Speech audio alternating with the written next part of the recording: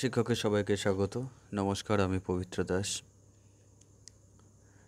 কল্যাণী বিশ্ববিদ্যালয়ের পাঠ্য অন্তর্গত 5th সেমেস্টারের আমরা হাঁসুলিপাকের উপকথা এই উপন্যাসটি পাঠ করতে শুরু করেছিলাম। হাঁসুলিপাকের উপকথা উপন্যাসটি তারাশঙ্কর বন্দ্যোপাধ্যায় লেখা অন্যতম না, অবশ্যই শ্রেষ্ঠতম উপন্যাস। উপন্যাসটি 5টি পর্ব প্লাস শেষ পর্ব, অর্থাৎ মোট 6টি পর্বে বিভক্ত।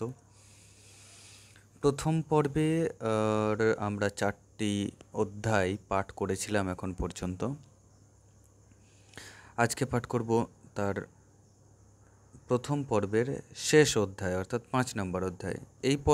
এই অধ্যায়টা যথেষ্ট বড়, একটু সময় লাগবে, কিন্তু অবশ্যই শেষ পর্যন্ত শোনো। ধৈর্য হারা হয়ে যাও না, কারণ শেষ পর্যন্ত শুনলে একমাত্র এর ফলটুকু পাবে আমার মনে হয়। আমরা শেষে অবশ্যই শর্ট কোশ্চেন আলোচনা করব, কিন্তু তার আগে অবশ্যই কেউ ইগনোর করো না গল্পটা শুনতে। যদি নিজেরা পড়তে পারো তাহলে তো খুবই ভালো, তার তো কোনো বিকল্প নেই, কিন্তু আমার উপদেশ অন্তত গল্পটা আপাতত শুনে রাখো। পাঠ করছি হাঁসুলিপাকের উপকথা উপন্যাসের 5ম অধ্যায় 5। ড্যাং ড্যাং ড্যাডাং ড্যাডাং ড্যাডাং ড্যাং ড্যাং ড্যাডাং ড্যাডাং। বাবা ঠাকুরতলায় ভোরবেলায় ঝুঁঝকি থাকতে, অর্থাৎ অন্ধকার থাকতে ঢাকি ভোরের বাজনা ধুমুল বাজাতে শুরু করলেন। রবিবার, অমাবস্যা, ক্ষণ মিলেছে ভালো, বাবা ঠাকুরের পুজো হবে। পুজো বেলপাতায়, তেলে সিঁদুরে, ধূপে প্রদীপে, আতপে চিনিতে, দুধে রম্ভায়, মদে মাংসে, কাপড়ে দক্ষিণায়, সমারোহ করে পুজো।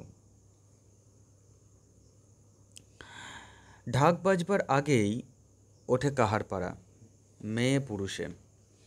ঘুমিয়ে থাকে শুধু ছেলেরা, তারাও আজ উঠে পড়ল। কলরব করে তারা যেতে চায় বাবা ঠাকুরের থানে। সুচাঁদ দেখে, বড় বড় করে বললে, খবরদার, এত বছরছালি পুজো নয়, আমোদ নেই এতে। অপরাধের পুজো, একেই বাবা মুখ ভার করে আছেন, তার উপর ছেলেরা যাবে, চেঁচামেচি করবে, লাইক লই করবে, ধুলো ছিটবে, অবলার জাত, নোংরা ময়লা করবে, অপরাধের ওপর অপরাধ হবে। খবরদার, আগে পাঁঠা দুটো নির্বিঘ্নে কাটা হোক। বাবা ঠাকুর পূজালেন হাসি মুখে, তারপর লাচন কোধন, গান বাজনা, মালমাতালি সব হবে। পনোয়ারি পাড়ায় পাড়ায় বলে হলে, সাবধান, সব সাবধান। করালির অপরাধের সাজা গোটা পাড়াকে ভুগতে হচ্ছে বাবা সকল, আর অপরাধ বাড়িও না। অনেক মাসুল লাগলো, আর না। প্রহ্লাদ বললে, সোজা খরচ? বনোয়ারি খরচ করছে, পানু মনে করে হিসেব রাখছে। এসবে নিমতেলে ছোকরা খুব লায়েক, দেহখানি ওরা বলে সারেঙ্গি, অর্থাৎ কাঠির মতো, কিন্তু মাথা নাকি খুব মনে রাখতে পারে খুব। পানু মুখে মুখে হিসেব দিলে, খরচ তোমার অনেক, লগদ 3 টাকা 12 আনার ওপর 2 পয়সা। এর উপরে আরও খরচ আছে, ঘর থেকে দ্রব্য সামগ্রী দেওয়া, তার দামই বেশি। 2টো পাঁঠা, একটা ভেড়া, 12টা হাঁস, 10-12 সের চাউলও দিতে হয়েছে। বাইন কর্মপ্রকার পুরোহিত মহাশয়দের সিধার জন্য। এসবের দাম অনেক।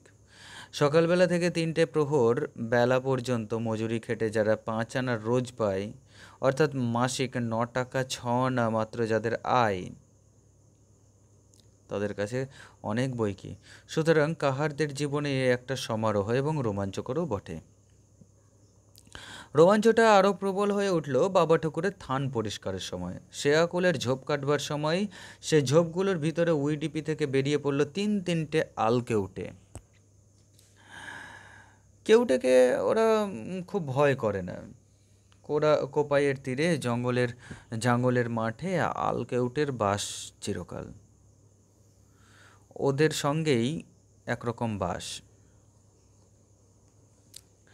কেউটেরাও ওদের মধ্যে মধ্যে তাড়া করে, ওরাও কেউটেদের তাড়া করে পাঁচন লাঠি দিয়ে পিটিয়ে মেরে দেয়। আর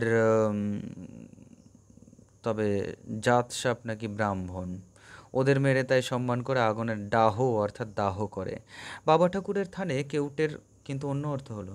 বিশেষ করে এই অজগরতুল্য চন্দ্রবোড়াটিকে বাবার বিচিত্র বর্ণ বাহন বলে জানার পর এই কেউটেগুলো তার সঙ্গী সাথী না ভেবে পারল না বনোয়ারি। সে বলল, খবরদার, হাত দিও না গায়ে, বলে নিজেই সে হাত জোর করে প্রণাম করলে।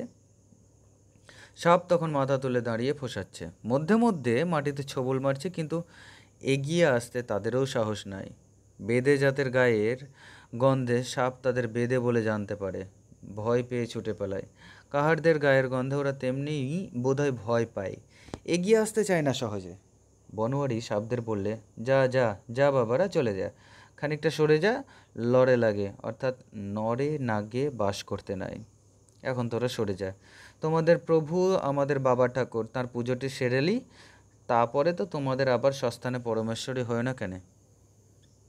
সবগুলো সরেই গেছে। কাহারেরাও সাবধান হয়ে রইল, কি জানি হোক না হোক কানে বাবা ঠাকুরের বাহনের সঙ্গী সাথী, তবুও যাতকে বিশ্বাস নেই। তবে ওই যে ঢাকের শব্দ, ঢ্যাডাং ঢ্যাডাং, ওতেই ওরা সরে যাবে অনেক দূর। তার উপর ধূপ ধুনো, অনেক মানুষের আনাগোনা। নগদ খরচের মধ্যে পুরুত মশাই নিলেন 8 আনা, কাপড় একখানা 7 হাত, দাম 5 জোড়া হিসেবে 10 আনা, পাকি কারণ 5.25 আনা, বাতাসা, কদমা, মন্ডা, অন্যান্য জিনিস। বনোয়ারির এক্ষেত্রে জিনিসকে বলা হয় দ্রব্য অর্থাৎ দ্রব্য, তার দাম 5-7 আনা। বলিদানের 76 ছেত্তাদার 6 আনা, 1.5 গোলা মদ 18 আনা, এবং ঢাকি নিয়েছে 4 আনা।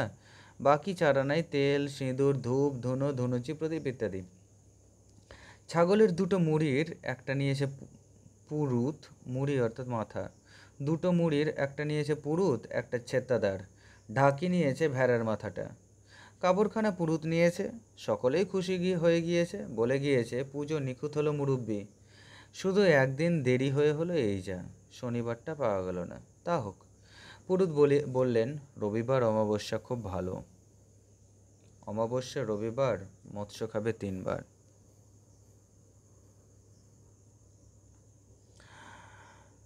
কর্তা খুশি হয়ে মদ মাংস খাবেন। তা বাবা ঠাকুর খুশি হয়ে পেছন্ন মনে 2 হাত ভরেই মদ মাংসের পূজা নিলেন। বলিদানে একটু খুঁত হলো না। 3 প্রহরের সময় বলিদানের ঢাক বাজল, ঢ্যাং ঢ্যাং ঢ্যাডাং, ঢ্যানাক ঢ্যাডাং ঢ্যাল, লাগ ঢ্যাং ঢ্যাং ঢ্যানা। কাহারদের মাতব্বরেরা তখন বাবার কারণ অর্থাৎ মদ, পেশাদি কারণের প্রসাদ নিয়েছে। উপোস করা পেটে অল্প কারণেই বেশ জমিয়ে তুলেছে, মাথা ঝিমঝিম করছে। তারা সব জোরহাত করে দাঁড়ালো। সুচাঁদ রাঙা আটির মতো চোখ বিস্ফারিত করে চেয়ে চেঁচাতে লাগল, হে মা হে মা হে মা। ছেলেরা মুখে বাজনার বোল বলতে লাগলো, খা জিং জিং জিনাক জিগিং লাগ জিং জিং জিনা। বলির সঙ্গেই শেষ পুজো। দেখতে দেখতে বলি হয়ে গেল নিখুঁত বলি। হাঁসগুলোকে কেটে উড়িয়ে দিলে, হাঁসগুলোকে কেটে ধরটাকে ছুঁড়ে দিলে, তারা খানিকটা উড়ে গিয়ে পড়ল। পানুর পাঁঠা তো ছিলই, বনোয়ারি নিজে একটা পাঁঠা দিয়েছে, রতন দিয়েছে ভেড়াটা। বনোয়ারি দিলে এই সাপটাকে মারার অপরাধের জন্যে। করালি করলে পাপ, সে করলে প্রায়শ্চিত্ত, না করলে কে করবে? করালির যা হবে তা হোক, কিন্তু পাড়ার মঙ্গল, গায়ের মঙ্গল তাকেই দেখতে হবে যে। সমস্ত পাড়ার লোক বনোয়ারিকে এই জন্য প্রাণ খুলে ধন্যবাদ দিয়েছে। রতন ভেড়াটি দিয়েছে অবশ্য নিজের অবাধ্য সন্তানের জন্য, লটা করালির সঙ্গী। সেই হতবাগা বাঁশে ঝুলিয়ে এই অলৌকিক সাপটিকে বয়ে নিয়ে গিয়েছে। সুচাঁদ দিয়েছে একটা হাঁস, নিছক ভক্তির বশবর্তী হয়েই দিয়েছে। বসন্তও 2টো হাঁস দিয়েছে, ডাইনে বাঁয়ে বলি দেবার মতো দুপাশে 2টো হাড় কাট ছিল না, তবু এই মানুষেই সে হাঁস 2টো দিয়েছে। পাখি করালিকে সমর্থন করে। বসন্তর গোপন মানুষ ছিল একটি হাঁস পাখির জন্য, অন্যটি করালির জন্য। অর্থাৎ বসন্তর গোপন মানুষ ছিল একটা হাঁস পাখির জন্য, অন্যটা করালির জন্য। একটি পাঠিয়েছে কালো শশী, গোপনে পাঠিয়েছে অবশ্য। এই পুজোয় আটপৌরে পাড়ার সঙ্গে যোগ দিলেও পরম মাতে নাই এতে। বনোয়ারির সঙ্গে তার সৌহার্দ্য নাই। বনোয়ারি মাতব্বর হয়ে যা করে তাতে পরম যোগ দিতে দেয় না আটপৌরেদের। এক্ষেত্রে আটপৌরেরা পরমের কথা মানে নাই, কিন্তু পরম যোগ দেয় নাই। তবে নিজের পাড়ার লোকেরা যখন তার কথা না শুনেও যোগ দিল, তখন নেহাত পাড়ার মাতব্বরি করতে উপস্থিত হয়েছিল মাত্র। বাকি 8টা হাঁস আর 8 ঘর এসে দিয়েছে। যার হাঁস ছিল সে না দেওয়া হয় নাই, যার না এসে কি করবে? কর্তাকে পুজো দিতে স্বাদ কার না হয়, প্রসাদ পাওয়ার ভাগ্য কে না চায়? সকল বাড়ি থেকে মন্ডা বাতাসা 5 পয়সা হিসেবে দিয়েছে, এছাড়া মদ। ঘোষ মহাশয় 3 গোলার দাম দিয়েছে, কিন্তু বনোয়ারি 1.5 গোলার বেশি কিনে নেয়।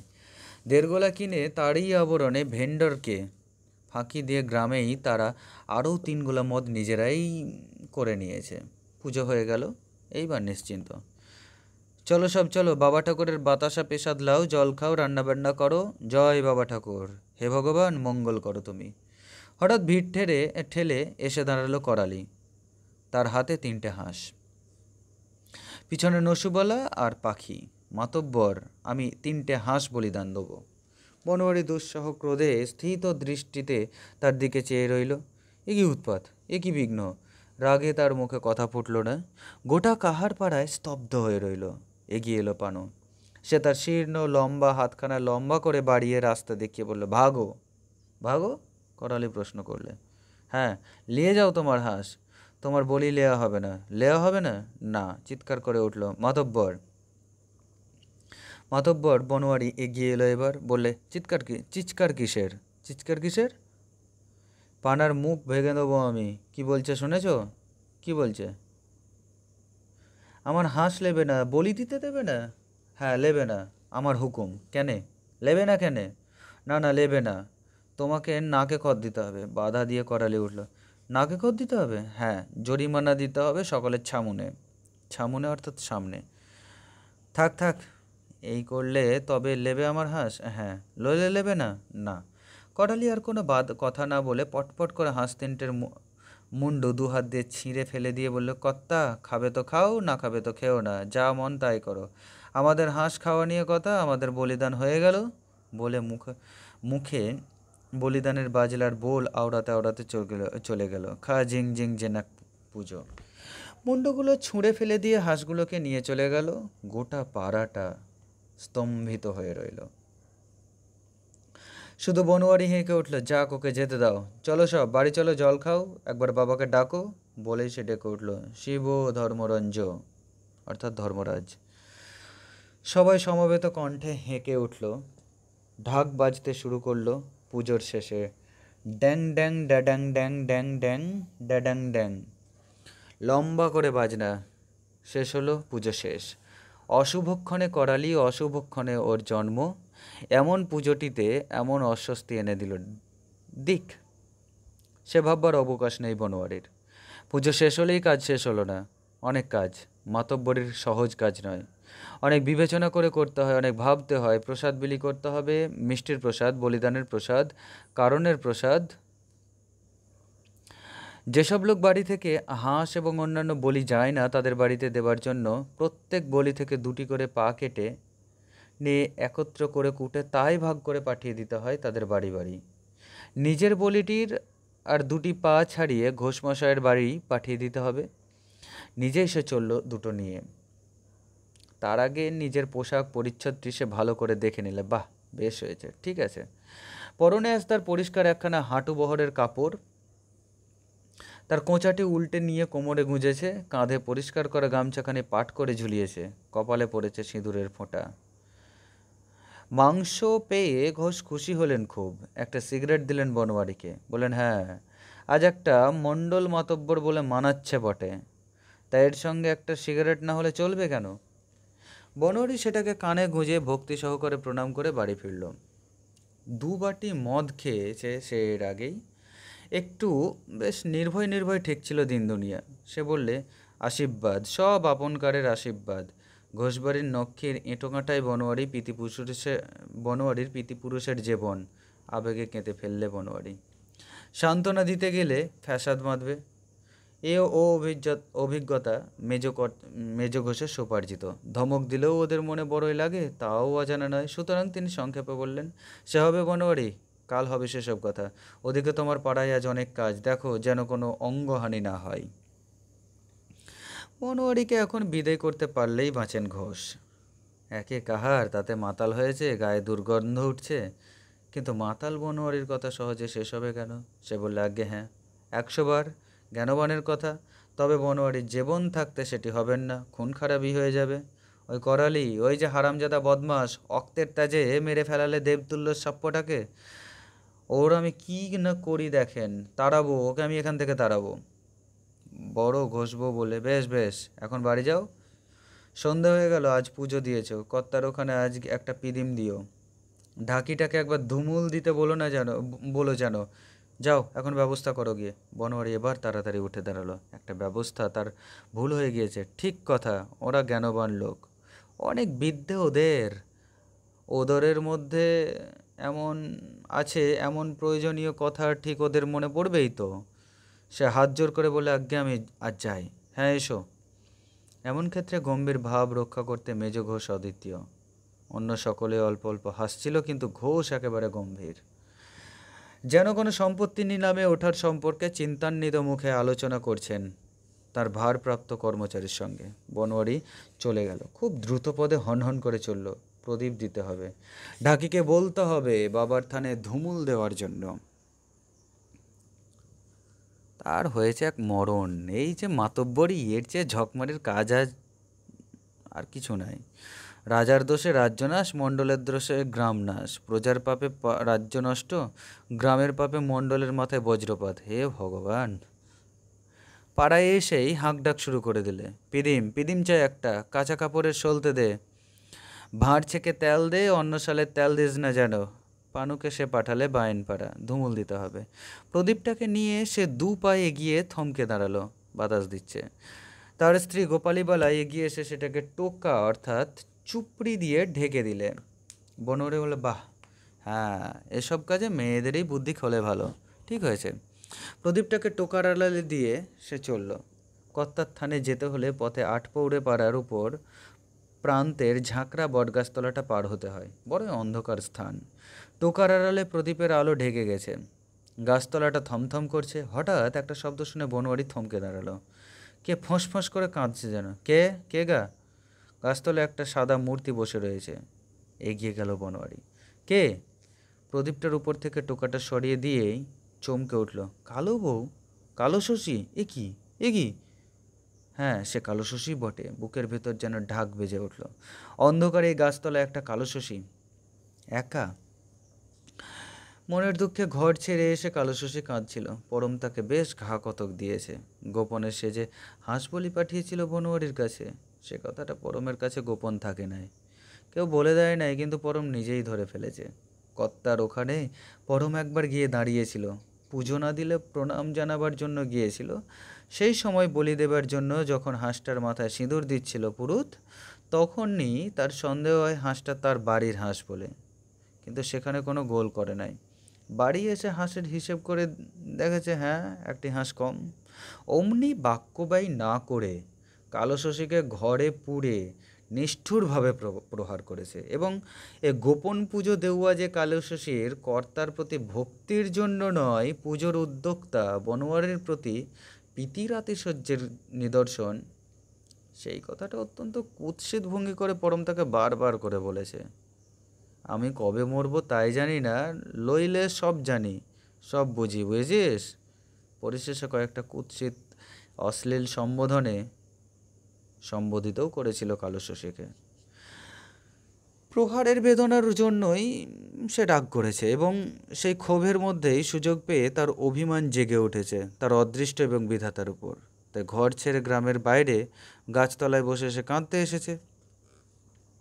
বনোয়ারির সঙ্গে সে কিন্তু ছলনা করলে, আসল কথা গোপন করলে। বললে, এসেছিলাম কর্তাকে প্রণাম করতে, মানত করলাম একটা। বনোয়ারি বললে, তা কাঁদছিল কেন ভাই? কাঁদছিলাম মনের ব্যথায়। মনের ব্যথায়? কেঁদে ফেললে বনোয়ারি। কালো শশীর মনের ব্যথা? সে ব্যথা সঙ্গে সঙ্গে বনোয়ারির মধ্যসিক্ত নরম মনকে ব্যাকুল করে তুললে। কি তোমার মনের ব্যথা ভাই? আমার ব্যথা আমার কাছেই ভাই, যাকে বলবার যার বুঝবার সেই বুঝবে। বললাম আমার যেন মৃত্যু হয়। কেন ভাই এমন মানত কেন করলে ভাই? কে তোমার ব্যথা? কি তোমার ব্যথা? কি তোমার অভাব আমাকে বললে না? কী হবে বেঁচে? ছেলে নাই, পুলে নাই, স্বামী নাই, কসাই। বনোয়ারি তার মাথায় হাত দিয়ে বললে, হবে হবে, আমি বলছি তোমার সন্তান হবে, দেখো তুমি। হঠাৎ প্রদীপের আলোটা নিভে গেল। চুপড়ির আড়ালের মধ্যে থেকে প্রদীপটা বাইরের বাতাসে নেববার কথা নয়, বাতাস নয়, ফুঁ দিয়ে প্রদীপটা নিভিয়ে দিল কালো শশী। ব্যাকুলভাবে সে বনোয়ারির হাতখানা জড়িয়ে ধরলে। কালো শশীর মুখে মদের বাস উঠছে। হাসুলি বাঁকে বাঁশবনের তলায় পৃথিবীর আদিম কালের অন্ধকার বাসা বেঁধে আছে। সুযোগ পেলেই দ্রুত গতিতে ধেয়ে ঘনিয়ে আসে সে অন্ধকার বাঁশবন থেকে বসতির মধ্যে। প্রদীপটা নিভে যেতেই সে অন্ধকার ছুটে এলো যেন কোপাইয়ের বুক থেকে হরপা বানের মতো। সেই তমসার মধ্যে মদের নেশায় উত্তেজিত বনোয়ারি এবং কালো শশী বিলুপ্ত হয়ে গেল। এতক্ষণে কালো শশী সব কথা বললে বনোয়ারিকে। বনোয়ারি অনেক কাঁদল। তার ব্যথার কথাও সে বললে। তারও সন্তান নাই, সে জানে সন্তানহীনতার দুঃখ। এত বড় মাতব্বর সে, দু বিঘে জমি, খানিকটা ঘাস বের, এতগুলো গরু, হাল, বলদ, এসব কী হবে? কি দাম এসবের? কিন্তু আজ তার আর কোনো উপায় নাই। তাছাড়া আজ এই এমন মুহূর্তে কালো শশীর কাছে সত্য গোপন করবে না। তার স্ত্রীকে সে কখনোই কালো শশীর মতো ভালোবাসে না, কিন্তু কি করবে? তাদের মধ্যে সাঙার রেওয়াজ আছে, কিন্তু ওর পক্ষে ঘাড় নাড়লে বনোয়ারি। অন্য কেউ হলে তার পক্ষে সম্ভব ছিল এমন কাজ। সে বনোয়ারি পাড়ার মাতব্বর। কালো শশী বললে, আমারই কি ভাই আর তাই সাজে ভাই? সে কথা আমি বলি নাই। হঠাৎ কালো শশী চমকে উঠল, বললে, কে যেন গেল, আমি যাই, আমি বাড়ি যাই। তুমি যাও, ঠাকুরতলায় পিদিম দিয়ে পাড়ায় যাও। দাঁড়াও, পিদিমে আবার জেলে আনি। এইবার কালো শশী বললে, পিদিম নিয়েছ, ধূপ কই? শুধু পিদিমে সঞ্জে দেওয়া হয় নাকি? ঠিক কথা, ঠিক বলেছে কালো শশী। কালো শশী যে চন্দনপুর ফেরতাম এ কথা কালো শশী ছাড়া আর কে বলতে পারবে? চন্দনপুরে বাবুদের বাড়িতে কালো শশী অনেকদিন ছোট লোক ঝিয়ের কাজ করেছে। বাবুরা বলে ছোট লোক ঝি। এদের মেয়েরা ইঁটো কাঁটা আস্তাকুর ধয়, বাসন মাজে, ছেলেপিলের ময়লা কাপড় সাফ করে, দুবেলা খেতে পায়, বছরে দুখানা কাপড়ও মেলে, মাইনে 4 আনা থেকে 1 টাকা পর্যন্ত। যার যেমন বাড়ি যেমনি কাজ। কাহার পাড়ার মেয়েরা জাঙ্গলে সদগোপদের বাড়িতে ভোরবেলা নিজে গিয়ে কাজ করে বাড়ি ফেরে। চন্দনপুর এখান থেকে অনেকটা দূর, সেখানে যাওয়া চলে না, এবং সেখানেও অনেক ছোট জাত আছে, তারাই করে সেখানকার কাজ। কেবল কালো শশী চন্দনপুরে বড়বাবুদের বাড়ির কাজ করেছে বছর 2 সেবার একটা ডাকাতির মোকদ্দমায় পরমের 2.5 বছর জেল হয়েছিল। ডাকাতির মোকদ্দমায় পরমের 2.5 বছর জেল হয়েছিল। সেই সময় কালো শশীকে চন্দনপুরে বড়বাবুদের বাড়িতে কাজ ঠিক করে দিয়েছিল বড়বাবুদের হিন্দুস্তানি বরকন্দাজ ভূপ সিং মহাশয়। সেখানে থাকতো কালো শশী। ভূপ সিং মহাশয় তখন কালো শশীর মালিক হয়েছিলেন। ব্যাপারটার নিন্দা অবশ্যই আছে, নিন্দাও হয়েছিল, কিন্তু নিন্দনীয় কর্মমাত্রেও অমার্জনীয় অপরাধ নয় সমাজে। ওদের সমাজে এটা যেমন নিন্দনীয় কর্ম নয়, যার মার্জনা নাই, কারণ ভূপ সিং মহাশয় জাতিতে উচ্চবর্ণ, ছত্রী, গলায় পৈতে আছে, তাছাড়া তিনি বাবুদের বরকন্দাজ। যাক সে কথা। পরম ফিরে এসে কালো শশীকে ঘরে এনেছে। এসব রীতিনীতি কালো শশী সেখানেই শিখেছে। বনোয়ারি আবার পাড়ায় গিয়ে ধূপ প্রদীপ নিয়ে এলো।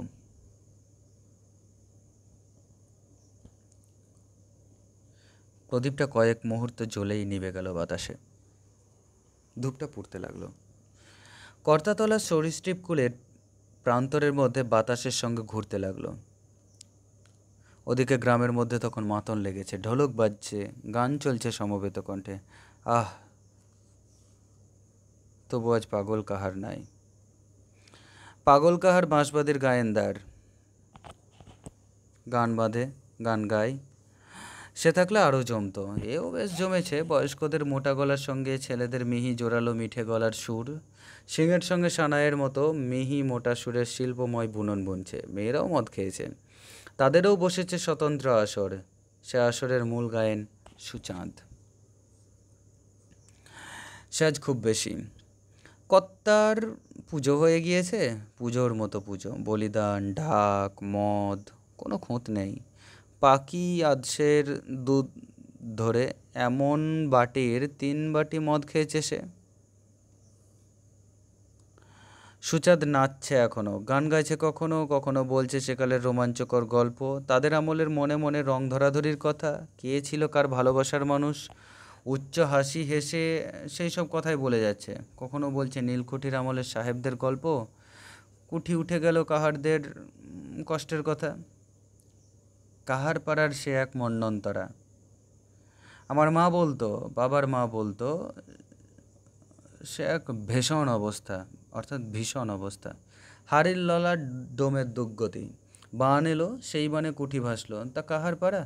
কাহার পাড়ার সাগর জল, সে জলের স্রোত কি? স্রোত অর্থাৎ স্রোত। ঘর দুয়ার পড়ে গেল, গরু বাছর ছাগল মরে ঢোল হয়ে ফুলে বাঁশবনে আটকে থাকলো কতক, কতক ভেসে গেল। লোকেরা গাছে উঠে বসে থাকলো চিপুত্র মা বোন নিয়ে, চিপুত্র অর্থাৎ স্ত্রী পুত্র মা বোন নিয়ে। মায়ের কোল থেকে কচি ছেলে ঘুমের ঘোরে হাত থেকে খসে টুপুস করে জলে পড়ে গেল বানের জলে। আমাদের বনোয়ারির এক জ্যাঠা ছিল, বাবার বড় ভাই। সে তখন 2 বছরের ছেলে, সে পড়ে যেয়েছিল। আরও যেন কার কার ছেলে যেয়েছিল পড়ে, গাছের ডালে ঠুকুস করে ঘাড় লটকে মরে পড়ে গেল পেল্লাদের কর্তা বাবা। সেই হারামজাদা করালির কর্তা বাবা ছিল মায়ের পেটে, ভর্তি ভর্তি 10 মাস। গাছের ডালেই পেশব হলো ছেলে, তাতেই হলো ষষ্ঠীদাস, তাতেই নাম হলো ষষ্ঠীদাস। গাছটি ছিল ষষ্ঠী গাছ, ডাকতো লোকে গেছো ষষ্ঠী। ওই হারামজাদা করালি এমন ডাকাবুকো কেন, গেছো ষষ্ঠীর ঝাড় বলে? তারপর সে হা হা করে হাসতে লাগলো। বসন বললে, মরণ, এর আবার হাসি কিসের? পাখি নেশায় রঙিন চোখ বিস্ফারিত করে পলকহীন দৃষ্টিতে চেয়ে রয়েছে। বাইরে সে মজলিসটিকে লক্ষ্য করছে, মনে মনে স্বপ্ন রচনা করছে। ওর কান রয়েছে করালির বাড়ির আসরের ধ্বনির দিকে। করালির বাড়িতে করালি আলাদা আসর বসিয়েছে। করালি কাউকে ভয় করে না, সে কারো কাছে হার মানে না। ঘোষকেই সে আজ প্রণাম করে নাই তো বনোয়ারি।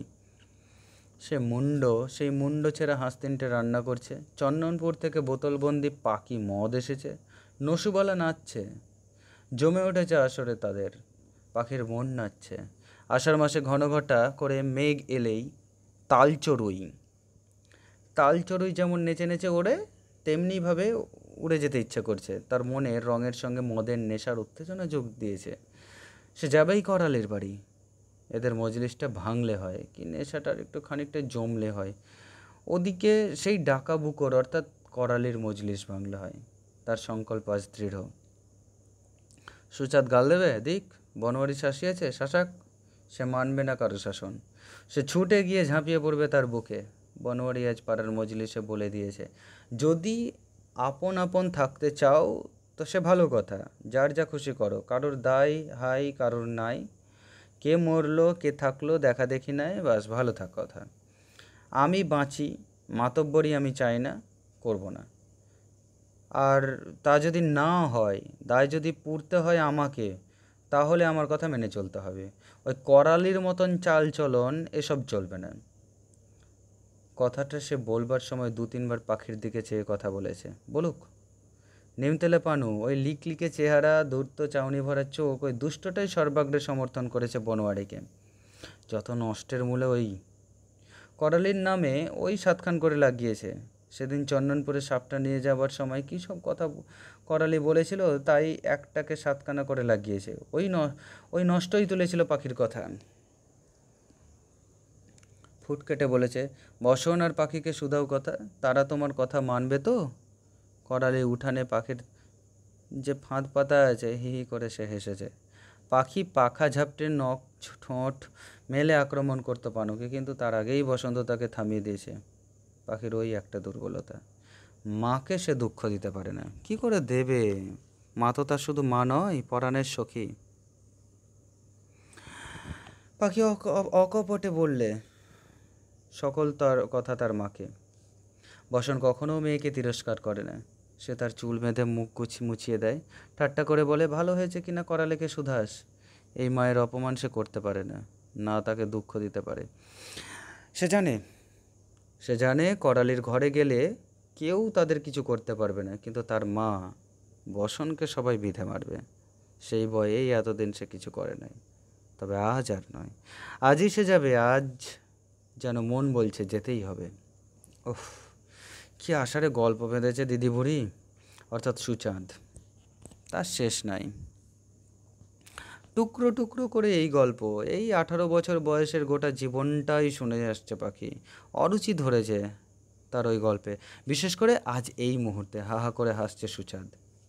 সে হাসি আজ এই রাত্রে থামবেই না বোধহয়। করালির বাবার বাবা বন্যার সময় গাছের উপর জন্মেছিল, সেই নিয়ে বুড়ি হাসছে।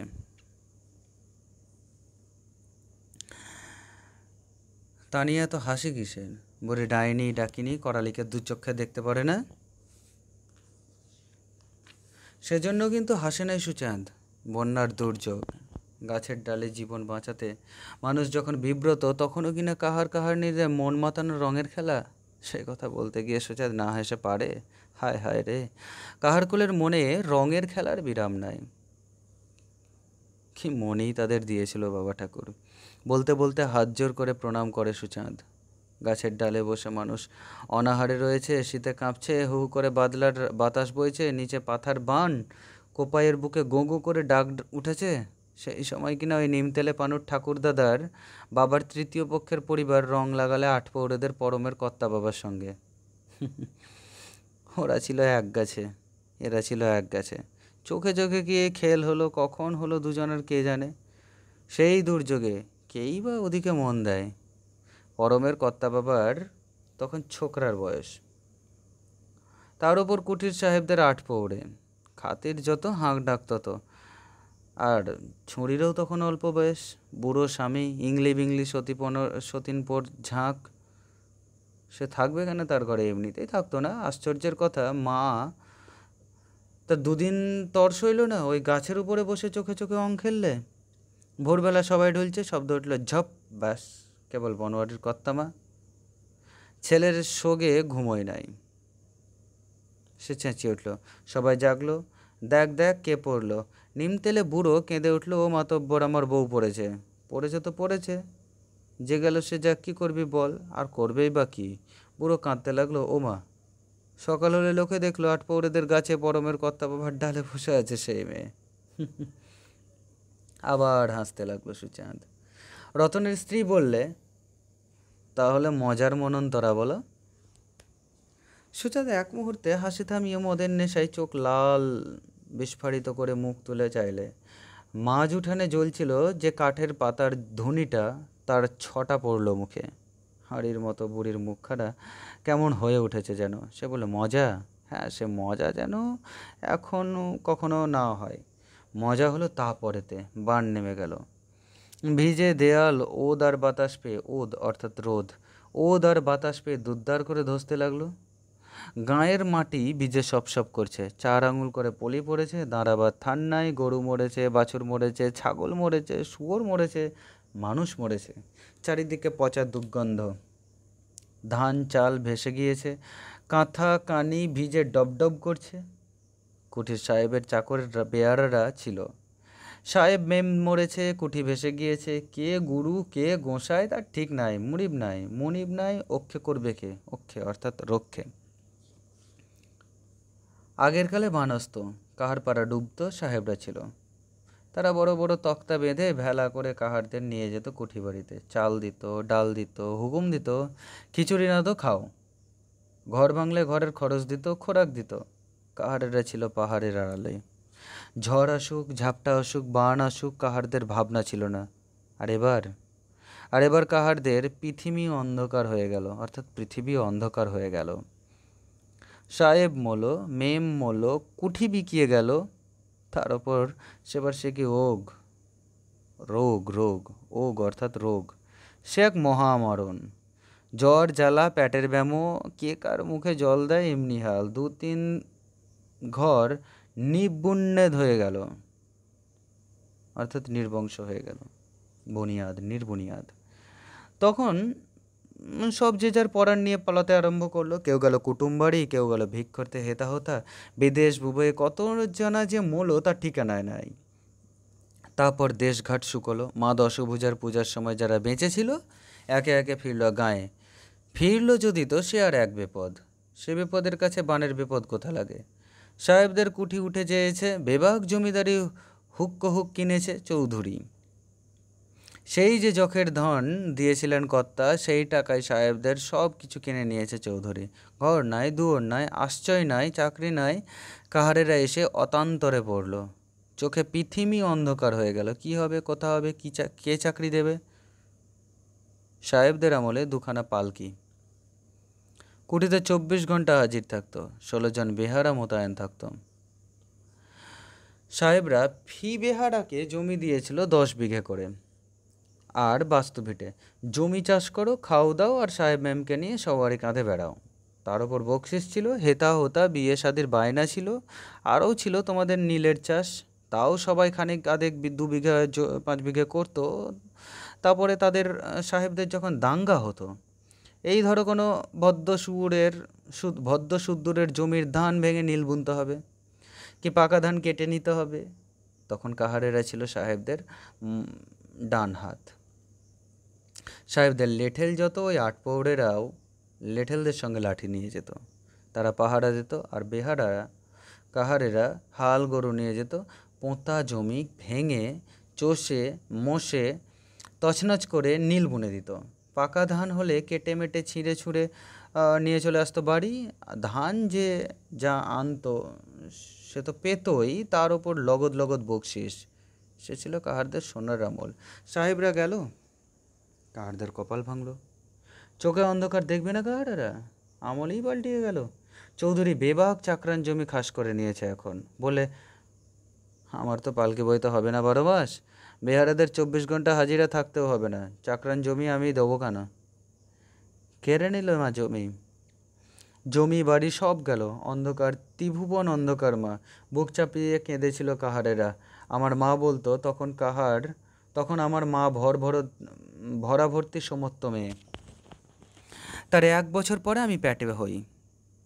মা বলতো, কাহারেরা বুক চাপড়ে কেঁদেছিল। সে কান্নায় পুজো বাড়ির ঢাকের বাদ দিয়ে ঢাকা ভরে চেয়েছিল। যে পেটের জ্বালায় গা ছেড়ে দিয়ে ভিক মাগতে গিয়েছিল কাহাররা, কুটুম বাড়িতে নেনো হয়েছিল এতদিন মা, সেই পেটের জ্বালায় পাশরণ হয়ে গেল। হাঁড়ি চড়ালে না, আন্না বান্না দূরে থাক, পুজো বাড়ির পেশাদ সেও কেউ মাগতে গেল না। তারপরে হলো কি মা, শেষকালে নবমী পূজা অর্থাৎ নবমী পুজোর দিন সে এক অবাক কাণ্ড। হঠাৎ চৌধুরী বলে, যা ভিটেগুলো তোদের ছেড়ে দিলাম, ভিটে থেকে তোদের বাস তুলে দেবো না, সে বজায় ডাকলাম। ওই চাকরানটুকু রইল, কালে কষ্টিরে পালকির দরকার হলে বইতে হবে, তবে জমি পাবি না। হ্যাঁ, কৃষানি মানদেরি কর, থাক। কাহারা তবে হাঁপ ছেড়ে বাঁচল। পিতৃপুরুষের ভিটি থাকলো মনন্তরাই এই ভাগ্যে। চৌধুরীকে 2 হাত তুলে আশীর্বাদ দিয়ে বিজয়া দশমী থেকে ঘর তুলতে লাগলো সব পোড়ো ভিটাই। সেও তোমার ওই কর্তাবসায়ের দয়া। চৌধুরীকে তিনি স্বপন দিয়েছিলেন অষ্টমীর আতে, মানুষকে ভিটেছেড়া করতে নাই, কাহার দিগকে তুলে দিলে আমার ওষ হবে তোর উপর, ওষ অর্থাৎ রোষ, ওষ হবে তোর উপর। তাতেই নবমীর দিন সকালে উঠে চৌধুরী ভিটে ছেড়ে দিলে। থামল সুচাঁদ। সমস্ত মজলিসটা হাসুলিবাগের উপকথা শুনে অবাক বিস্ময়ে স্তম্ভিতের মতো বসে আছে। মদের নেশায় আবেগপ্রবণ মস্তিষ্কে সেকাল ঘুরে বেড়াচ্ছে। মাথার মধ্যে নেশা স্রোত ছুটছে কোপাইয়ের হরপা বানের মতো।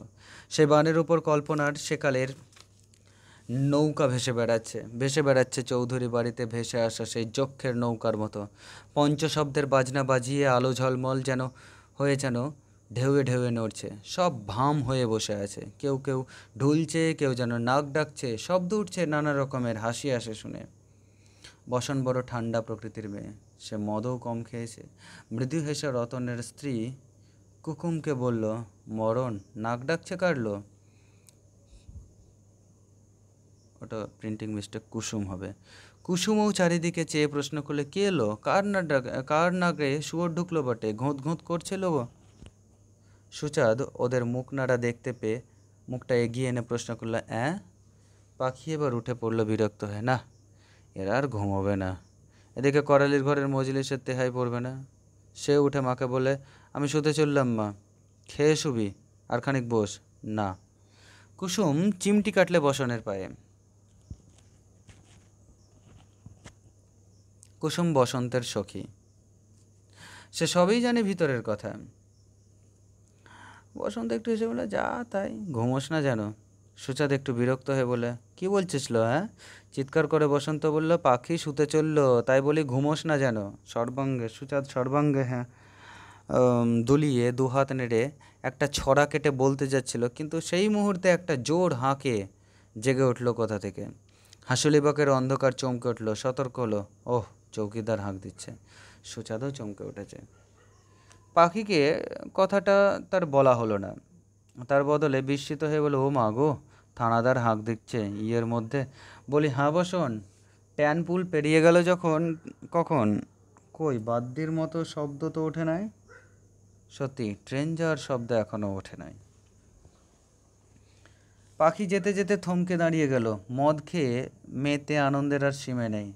আজ রবিবার, মনে আছে? আজ সেই ভোরবেলাতে গাড়ি। তাই বটে, সে কথা কারো খেয়াল হয় নাই। রবিবার ট্রেন যায় না, যায় ভোর রাত্রে। কি, আজ রবিবার? হ্যাঁ, মনে পড়ল সুচাঁদের। পরক্ষণে ভুরু কুঁচকে বললে, তা শ্যাল ডেকেছে প্রহরের, শুনেছিস? কই না। যে গল্প তুমি বলছিলে। ঠিক এই সময় খানিকটা দূরে শোনা গেল কার খুব গম্ভীর গলার আওয়াজ, পরম পরম পরম আটপৌড়ে। সঙ্গে সঙ্গে একটা জোরালো টর্চের আলোয় লম্বা ফালিতে আটপৌড়ে পাড়ার অন্ধকার চিরে ফেললেন। সকলে আশ্বস্ত হলো, না, রাত্রি বেশি হয় নাই, থানার বাবুরা কেউ এসেছে দাগি দেখতে। মধ্যে মধ্যে সপ্তাহে একদিন করে আসে থানার বাবুরা। ওরা এই সকালই আসে, পরম আটপৌড়ে দাগি। এই জাঙ্গলে সদগোপ বাড়িতে ডাকাতি হয়েছিল কয়েক বছর আগে। পরম ডাকাতির দলে অবশ্য ছিল না, কিন্তু সুলুক সন্ধান সেই দিয়েছিল। মালও বেরিয়েছিল তার ঘরে, জেল হয়েছিল পরমের। পরম দাগি আসামি। সকলেই ভালো হয়ে বসলো। পুরুষদের মজলিসে গান বাজলা গোলমাল সংযত হলো। করালির বাড়ির মজলিসের বাজনা একেবারে থেমে গেল। থানার বাবুরা এ পাড়ার পানেও আসবে একবার। আটপৌড়ে পাড়ায় এলে এ পাড়ার ঘুরে যায়। এবার আর দাগি এখন কেউ নাই, কিন্তু এককালে ছিল। এককালে কাহার পাড়ার সকলেই দাগি ছিল বললেই সত্য কথা বলা হবে। সে কারণেই বটে। তাছাড়া অজ্ঞান জাত, কার কখন মতিভ্রম হয় কে বলতে পারে। তাই বোধহয় বাবুরা দেখে যান। বনোয়ারি বলে, ওরা যে আসেন তাতে আমি খুশি। নিজের চোখে দেখে যান আমাদের হৃৎকরণ, আর আমাদের মধ্যে যারা মনেও চুলবুল করে তারাও জ্ঞান পাক, হোক, অর্থাৎ সতর্ক হোক, মনকে সামাল দিক। এই যে করালির মতো বেহেট বেতরিবাদ ছেকড়া, এদের শাসন কি শুধু মাতব্বর থেকে হয়? বনোয়ারি ঠিক করে রেখেছে, আজ বলবে। দারোগা হোক, ছোট দারোগা হোক, যে আসবে তাকেই বলবে করালির কথা। রতনকে সে বলবে, তোর সেই বড় কুকুরে তার ঠ্যাঙে বেঁধে যদি নিয়ে যায় দিনই বাবুরা যেদিন আসেন সেদিন কুকুরে, অর্থাৎ মুরগি আর হাঁস, কিছু না হলে কয়েকটা ডিম কাহারেরা ভেট দিয়ে আসে। আজ বড় মুরগি একটা দিতে হবে ঠিক করলে বনোয়ারি। রতন একটা দীর্ঘ নিঃশ্বাস ফেলে উঠে গেল। উপায় নাই, মাতব্বরের কথা। তাছাড়া তার ছেলে লচ্ছার করালির দলে জুটেছে। লটা শাসনের বাইরে, বাপের সঙ্গে ভিন্নই হয়েছে তো শাসন, তবু তো তার বাপের পরাণ। কি জানি কখন কুদৃষ্টিতে পড়বে বাবুদের, আগে থেকে একটু বলে রাখা ভালো। বনোয়ারি হাঁকলে, শিগগির কর, বাবু আসছে। নীলের বাঁধের উত্তর পশ্চিম কোণ বরাবর আলোর ছটা উঠে হেঁড়ে তালগাছটার মাথায় গিয়ে পড়েছে। দুটো প্যাঁচা ছটা পেয়ে ক্যাচ ক্যাচ শব্দ করে উড়ে গেল। বাবু মাঠ থেকে পাড়ার উপর উঠেছেন। জুতোর শব্দ বাড়ছে পাষাণের মতো কঠিন মাটিতে। এইবার সামনাসামনি আসছে টর্চের আলো। বাবু এসে পড়েছেন। বাবু এসে দাঁড়ালেন। প্রণাম করলে সব। নিমতেলে পানু ছুটে গিয়ে একটা মোড়া এনে দিল। বাবু বসেন না ওটাতে, পা দিয়ে দাঁড়ান। বাবু হেসে বলে, কী রে, আজ যে খুব ধুম দেখি। নতির স্বীকার করে স্বীকৃতি জানিয়ে বনোয়ারি একটু কুঁজো হয়ে দাঁড়িয়ে মুখের সামনে বাঁ হাতের আড়ালে জবাব দিল, পাছে মুখের আব অর্থাৎ গন্ধ লাগে তাই সতর্কতা। বললে, আজ্ঞেন হুজুর, আজ কর্তার থানে পুজো দিলাম কি না। বাবু বললেন, আচ্ছা ভালো। রতন বড় মুরগিটা এনে নামিয়ে দিলে সামনে। টর্চের আলোটা সেটার উপর ফেলে বাবু খুশি হয়ে বলেন, বেশ বড় জাতের যে রে, হ্যাঁ? আজ্ঞেন হ্যাঁ, আজ কর্তার পুজো দিলাম, আপনাকে কি আর যা তা দ্রব্য দিতে পারি?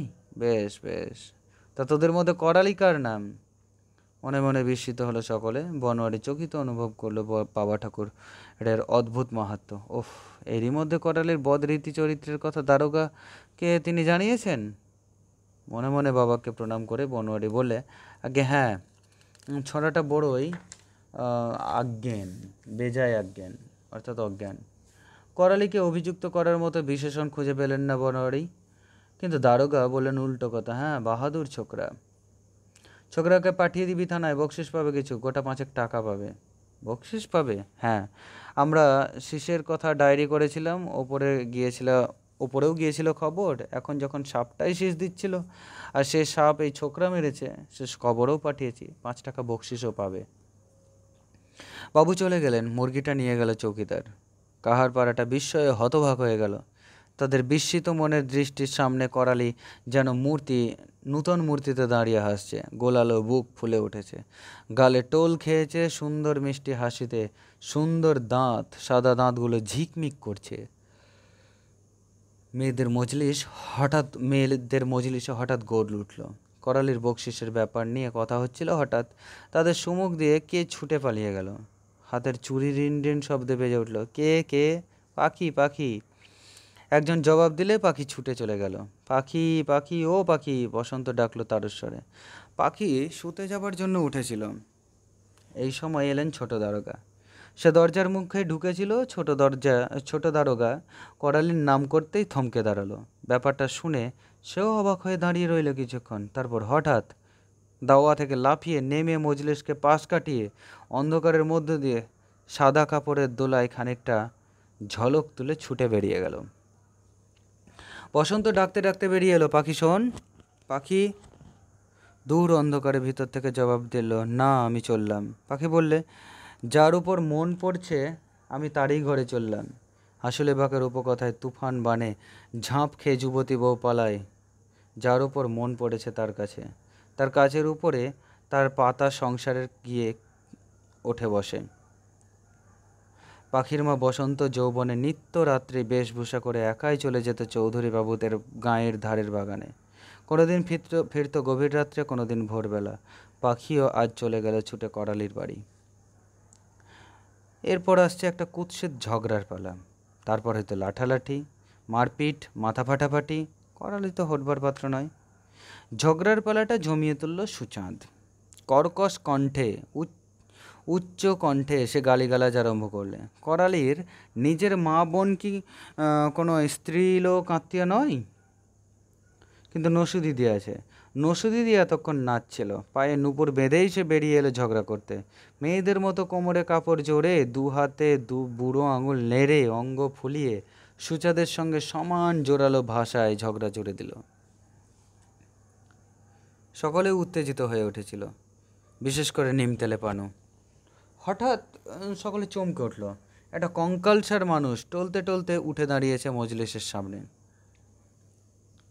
এখনও টলছে। কে কে? ও, নয়ন এসেছে। হেঁপো রুগী নয়ন।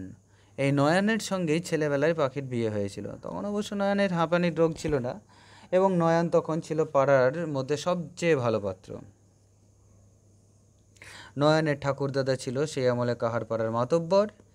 সেই আমল থেকেই চৌধুরী বাড়ির ভাগ জোরদার নয়নেরা। 2 বিঘা নিজের জমিও আছে নয়নের। সেই সব দেখেই বিয়ে দিয়েছিল সুচাঁদ। হঠাৎ নিউমোনিয়া হয়ে নয়ন ঘায়েল হয়ে গেল সেই প্রথম যৌবনে। সারল, কিন্তু হাঁপানি ধরে গেল। পাখি বলে, যে গন্ধ ওঠে নিঃশেষে আর যে বুকের ডাক, সে সহ্য করতে পারে না, তার ভয় লাগে। সে কিছুতেই যাবে না ওর বাড়ি। আজ 2 বৎসর ধরেই এ বিরহের পালা চলছে, কিন্তু আজও পর্যন্ত পূর্ণ বিচ্ছেদ হয় নাই। আজ হয়ে গেল। মৃতপ্রায় নয়ন এমন ক্ষেত্রে না বেরিয়ে পারলে না, টলতে টলতে এসে বসে পড়ল। তারপর হাঁপাতে হাঁপাতে মাটিতে চাপড় মেরে বনোয়ারিকে বললে, তুমি এর বিচার করো, তুমি এর বিচার করো। কিন্তু বনোয়ারি বসে রইল মাটির পুতুলের মতো। সে যেন কেমন হয়ে গিয়েছে। করালি এবং পাখির ঘটনায় তার বারবার মনে পড়ছে সন্ধ্যার কথা, মনে পড়ছে কালো শশীকে। সে উৎসাহ পাচ্ছে না, সে যেন মাথা তুলতে পারছে না। নয়ন কান্নায় চিৎকার করে উঠল, মাতব্বর। বনোয়ারি হতভম্বের মতো বললে, কি বলবো? রতন বললে, না না, এ ভারী অল্লাই। তুমি চুপ করে থাকলে হবে না বনোয়ারি। গাঁ শুদ্ধ ছেলে মাটি হলো এই হারামজাদার সঙ্গে জুটে। বনোয়ারি তবু স্তব্ধ। ওদিকে হঠাৎ মেয়েদের ঝগড়ার আসরের সুর পাল্টে গেল। অকস্মাৎ সুচাঁদ আর্তনাদ করে উঠল, মর্মান্তিক আর্তনাদ। কি হলো? নসু মারল নাকি ধরে? প্রহ্লাদ, রতন, নিমতেলে পানু ছুটে গেল। কি হলো? সুচাঁদ আর্তনাদ করে লাফাচ্ছে, মুখে একটা ভয়ার্ত শব্দ, চোখের দৃষ্টিতে বিভীষিকার ছায়া। সে যেন মৃত্যুকে দেখেছে চোখের সামনে। বুঝতে বাকি নাই কারো। কি হলো? ব্যাঙ দেখেছে সুচাঁদ। ব্যাঙকে সুচাঁদ মৃত্যুদূতের মতো ভয় করে। ব্যাপারটা ঘটেছে এই, সুচাঁদ প্রচণ্ড চিৎকারে গালিগালাজ করছিল। করালি হঠাৎ এসে শাসিয়ে তাকে বলে, চুপ কর, নইলে দেবো ছেড়ে, অর্থাৎ ব্যাঙ ছেড়ে দেবো। সুচাঁদ মানে নাই সে কথা। ব্যাঙ যে কেউ তার গায়ে ছেড়ে দিতে পারে এ তার ধারণার অতীত ছিল। চন্দনপুরে বাবুদের ছেলেরা কখনো কখনো এমন ঠাট্টা করে, কিন্তু এ গায়ে এমন সাহস বা কার? এমন হৃদয়হীনই বা কে? করালির যে সে সাহস এবং হৃদয়হীনতা আছে তা সে জানতো না, কিন্তু করালি সত্যি একটা ব্যাঙ ধরে এনেছিল। সুচাঁদ ক্ষান্ত হলো না দেখে সেটাকে সে তার উপর ছুঁড়ে দিয়ে নসুকে টেনে নিয়ে বাড়ি চলে গিয়েছে। পাখি খিলখিল করে হাসছে করালির বাড়িতে। এদিকে বসন্ত 2 হাত জাপটে ধরেছে মাকে। সুচাঁদ তবু লাফাচ্ছে। মেয়েরা ওর মুখে কাপড় দিয়ে হাসছে। প্রহ্লাদ ব্যাংকটা ফেলে দিয়ে এক বাটি মদ এনে সুচাঁদের মুখের কাছে ধরলে, খাও বেশি। চোখ বন্ধ করে তৃষ্ণার্তের মতো পান করে নিল সুচাঁদ। তারপর বুক দিয়ে প্রহ্লাদের কোলে নিজেকে এলিয়ে দিলে, আহ আহ। তারপর হাউ হাউ করে কেঁদে উঠল। প্রহ্লাদ বললে, ভয় নাই, ফেলে দিয়েছি ব্যাং। ওদিকে করালি পাখিকে নিয়ে তখন বেরিয়ে পড়েছে বাঁশবাড়ি থেকে। এই রাত্রের অন্ধকারেই তারা যাবে চন্দনপুরে। নসুদি দিয়ে চলল। বনোয়ারির সঙ্গে বিবাদ করে কাহার পাড়ার সকলকে বিরোধী করে থাকতে তার সাহস হলো না। দূরে রেল লাইনের উপর সিগন্যালের আলো জ্বলছে। ওই চন্দনপুর, করালির দুর্গ ওইখানে। ওখানে যেতে কাহারদের সাহস নেই। নসুবালা হঠাৎ গান ধরলে। করালি ধমক দিয়ে বলে, চুপ কর। সে ভাবতে ভাবতে চলছে, কেমন করে এর শোধ তুলবে সে। শোধ তাকে তুলতেই হবে। ওদিকে বনোয়ারি ভয়ঙ্কর মূর্তিতে করালির বাড়ি এসে দেখলো করালি নেই, বাড়ি খাঁ খাঁ করছে। এ হলো হাঁসুলি বাঁকের উপকথা উপন্যাসের 5ম অধ্যায়। প্রথম পর্ব 5টা অধ্যায়ে সমাপ্ত। 5টা অধ্যায় আমাদের পাঠ করা হলো। 5ম অধ্যায় থেকে আমরা যথারীতি ছোট প্রশ্ন আলোচনা করব। আশা করি তোমাদের কাজে লাগবে। এই অধ্যায়ের প্রথম প্রশ্ন যেটা, সেটা হলো যে কর্তা বাবার পুজো কী বার হয়েছিল, কোন তিথিতে? না, কর্তা বাবার পুজো হয়েছিল রবিবার অমাবস্যা তিথিতে। রবিবার অমাবস্যা তিথিতে হয়েছিল পুজো। পুজোর খরচ অর্থাৎ বাজেট, পুজোর খরচ কত টাকার ছিল? না, নগদ 3 টাকা, অর্থাৎ নগদ 3 টাকা, 12 আনার উপর 2 পয়সা। হিসেবটা করেছিল কে? পানু। নিমতেলে পানু হিসেব করতে ওস্তাদ, সে মুখে মুখে খরচের হিসেব কষেছিল। নগদ 3 টাকা, 12 আনার উপর 2 পয়সা। পুজোতে কি কি বলি দেওয়া হতো? মানে বলি দেওয়া হবে ঠিক হয়, 2টো পাঁঠা। 2টো পাঁঠার একটা নিমতেলে পানু দিবে, একটা দেবে বনোয়ারি। একটা ভেড়াটা দেবে রতন। 12টা হাঁস, 12টা হাঁসের মধ্যে সুচাঁদ একটা দেবে, বসন্ত দেবে 2টো, আর কালো শশী গোপনে পাঠিয়েছে একটা। আর বাকি 8টা, এই 4টে এবং বাকি 8টা ছিল পাড়ার অন্যান্যরা, অর্থাৎ 12টা হাঁস, 10-12 সের চাল দিতে হয়েছে। এটা ছিল পুজোর বাজেট। আর একবার বলে নিই, দুটো পাঁঠার মধ্যে একটা বনোয়ারি দেবে, একটা নিমতেলে পানু দেবে, একটা ভেড়াটা দেবে রতন, 12টা হাঁসের মধ্যে একটা সুচাঁদের, দুটো বসন্ত, পাখির মা বসন্তর, একটা গোপনে কালো শশী পাঠিয়েছে এবং বাকি 8টা গ্রামের অন্যান্য পরিবার থেকে এসেছে। হলো, এই হলো 12টা হাঁস আর 10-12 সের চাল দিতে হবে। এতগুলো ছিল পুজোর বাজেট। আর কি, পুজোর পুরুত মশাই কত পয়সা নিয়েছিল পুজোর জন্য পুরুত মশাই নিয়েছিল 8 আনা, কাপড় 1খানা নিয়েছিল 7 হাতের, দাম 5 শিকে জোড়া হিসেবে 10 আনা, পাকি কারণ 5.25 আনা। অর্থাৎ এত কিছুর মধ্যে যেটা মনে রাখার সেটা হলো যে পুরুত মশাই পুজো করার জন্য 8 আনা পয়সা নিয়েছিল আর একটা 7 হাতের কাপড় নিয়েছিল। হলো, তারপর আছে যে পরের প্রশ্ন, ভেড়াটা কে দিয়েছিল না ভেড়াটার রতন দিয়েছিল, বললাম। তারপরের প্রশ্ন, করালি থানে, কর্তার বাবার থানে বা কর্তা ঠাকুরের থানে হাঁস বলি দেবার জন্য কটা হাঁস নিয়ে এসেছিল? 3টে হাঁস নিয়ে এসেছিল। এ প্রসঙ্গে বলে নিই, গল্পটা অবশ্যই শুনে নাও, যেটা পড়লাম এতক্ষণ ধরে, প্রায় 1 ঘন্টা ধরে যে পড়লাম, এটা পড়লে পরে তো এই শর্ট কোশ্চেনগুলো ক্লিয়ার হয়ে যাবে। এগুলো কোনো শর্ট কোশ্চেনের মধ্যেই পড়বে না, তবে যদি গল্পটা পড়ে থাকো বা শুনে থাকো। যাই হোক, বলে নিই এই প্রসঙ্গে যে করালি 3টে হাঁস নিয়ে এসেছিল, সঙ্গে ছিল তার নসু দিদি, আসলে সে কিন্তু ছেলে, আর সঙ্গে ছিল পাখি। 3টে হাঁস নিয়ে এসেছিল বলিদান দেবে বলে, কিন্তু বনোয়ারি, নিমতেলে পানু কেউই সেখানে অনুমোদন না করায় সে মুন্ড 3টে পটপট করে হাঁসের 3টে মুন্ড ছিঁড়ে কর্তা ঠাকুরের দিকে ছুঁড়ে ফেলে দিয়েছিল, বাকি ধর 3টে নিয়ে রান্না করার জন্য চলে গিয়েছিল। এই হলো। তারপরে প্রশ্ন যদি বলা যায়,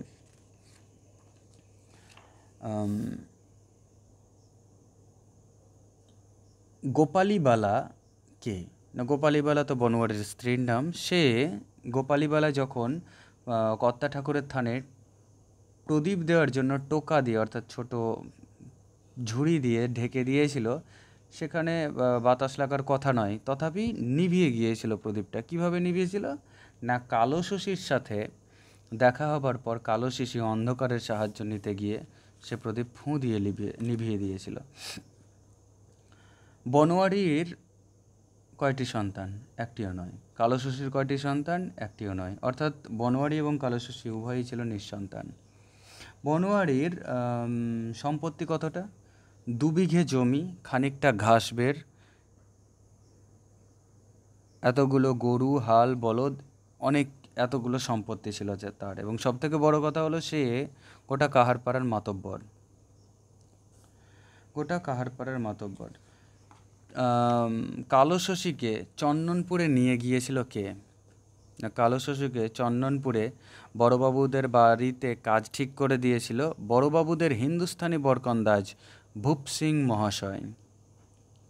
চন্দনপুরে কালো শশীকে বড়বাবুদের বাড়িতে কাজ জুটিয়ে দিয়েছিল বড়বাবুদের হিন্দুস্তানি বরকন্দাজ ভূপ সিং মহাশয়। সে ভূপ সিংয়ের কাছেই থাকতো। ভূপ সিং জাতিতে ছিল উচ্চবর্ণ ছত্রী, গলায় পইতে ছিল। তাছাড়া সে ছিল বাবুদের বরকন্দাজ। আচ্ছা, পরের প্রশ্ন, বাঁশবাদীর গায়েনদারের নাম কি? পাগল কাহার। বাঁশবাদীর গায়েনদারের নাম হলো পাগল কাহার। সে গান বাঁধে, গান গায়, এটাই তার নেশা এবং পেশা। আচ্ছা, বন্যার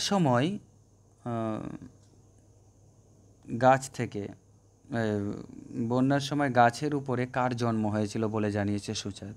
করালির বাবার বাবা অর্থাৎ কর্তা ঠাকুর বা দাদুর জন্ম হয়েছিল গাছের উপর। কোন গাছের উপর? না, ষষ্ঠী গাছের উপর। সেই থেকে তার নাম হয়েছিল ষষ্ঠীদাস। তার ডাক নাম হয়েছিল গেছো ষষ্ঠী। ঠিক আছে। তারপরের প্রশ্ন হলো, মা তো তার শুধু মা নয়, তার পরাণের সখী। কার মায়ের কথা বলা হয়েছে বা কার প্রসঙ্গে এই উক্তি? না, পাখির মা বসন্তের প্রসঙ্গে এই উক্তি। মা তো তার শুধু মা নয়, তার পরাণের সখী। সে তার মাকে দুঃখ দিতে পারে না। তারপরের প্রশ্ন,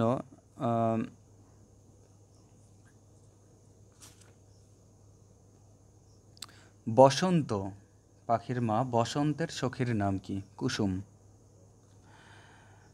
রবিবার দিন, আরেকটা প্রশ্ন, রবিবার দিন ট্রেন সন্ধ্যাবেলায় চলে না, চলে কখন? পরদিন ভোর রাত্রে। ঠিক আছে, রবিবার দিন ট্রেন সন্ধ্যাবেলায় চলে না। আটপৌরে পাড়ার দাগি আসামির নাম কি? পরম কাহার। কি করেছিল সে? না, জাঙ্গলে সদগোপ বাড়িতে যে ডাকাতি হয়েছিল কয়েক বছর আগে, সেই ডাকাতিতে সে প্রত্যক্ষভাবে জড়িয়ে না থাকলেও সার্চের পর এই পরম কাহারের বাড়িতে মালপত্র পাওয়া গিয়েছিল, সেজন্য তাকে 2 বছরের জন্য জেল দেওয়া হয়েছিল। ঠিক আছে, এই 2 বছরের জেল ছিল, ততদিন পর্যন্ত ভূপ সিংয়ের আওতায় ছিল কালো শশী। হ্যাঁ, বাহাদুর ছোকরা কে বলেছে? না, দারোগা বলেছে। কার প্রসঙ্গে বলেছে? না, করালির প্রসঙ্গে বলেছে। কেন বলেছে? না, করালি নিজে হাতে যে ওই চন্দ্রবোড়া সাপটিকে হত্যা করেছে, সেই সাপটিকে হত্যা করার পুরস্কার স্বরূপ সেই কথাটা বলেছে। আচ্ছা, পুরস্কার স্বরূপ কত টাকা পেয়েছিল বা পাবার কথা ঘোষণা হয়? 5 টাকা। 5 টাকা কত পাবার ঘোষণা হয়। পাখির স্বামীর নাম কি? পাখির স্বামীর নাম হলো নয়ান, হেঁপো রোগী নয়ান। নয়ান প্রথমে রোগী ছিল না, সে ছিল গ্রামের মধ্যে সব থেকে সুপাত্র। কিন্তু আজ নয়ানের এই অবস্থা হয়েছে কীভাবে? নিউমোনিয়া হয়ে নয়ান ঘায়েল হয়ে পড়ে প্রথম যৌবনেই, কিন্তু তারপর থেকে আর তার হাঁপানি সারেনি। আজ 2 বছর ধরে বিরহের পালা চলছে, 2 বছর ধরে তার হাঁপের ব্যারাম, এবং পাখিও আর নয়নের কাছে ফিরে যায়নি। সুচাঁদ কোন জীবকে যমের মতো ভয় করত? কোন প্রাণীকে যমের মতো ভয় করত? ব্যাঙকে। সুচাঁদ যখন করালির বাড়ির সামনে করালিকে নিয়ে উচ্চবাচ্য করছিল, সেই সময় করালি সুচাঁদের গায়ে একটা ব্যাঙ ফেলে দেয়, ব্যাঙ ছেড়ে দেয়। যাই হোক, শোধ তাকে তুলতেই হবে। কে বলেছে? কারকে উদ্দেশ্য করে বলেছে? না, বনোয়ারি এই কথাটা, এই বনোয়ারিকে বা গোটা কাহারপাড়াকে উদ্দেশ্য করে মনে মনে করালি এই কথা বলেছে, মনে মনে বলেছে। করালি বাঁশবাদি ছেড়ে চলে গিয়েছে কত নম্বর অধ্যায়ে? প্রথম পর্বের 5ম অধ্যায়ে করালি বাঁশবাদি ছেড়ে চলে গিয়েছে চন্দনপুরে, অর্থাৎ চন্দনপুরে চলে গিয়েছে। সঙ্গে কে ছিল? সঙ্গে ছিল পাখি এবং নসুবালা। সঙ্গে ছিল পাখি এবং নসুবালা। চন্দনপুর থেকে চন্দনপুরে গিয়েছে বাঁশবাদি ছেড়ে। এই তো হলো এই চ্যাপ্টারের, অর্থাৎ প্রথম পর্বের 5ম অধ্যায়ের প্রশ্ন।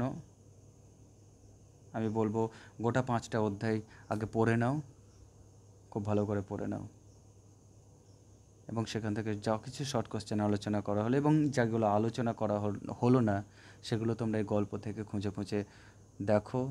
শুনতে শুনতেও অনেক হয়ে যাবে, সেগুলো অবশ্যই কাজে লাগবে। ভালো লাগলে অবশ্যই শেয়ার করো, লাইক করো, কমেন্ট করো। কিছু জানতে চাইলে প্রশ্ন করো। ধন্যবাদ।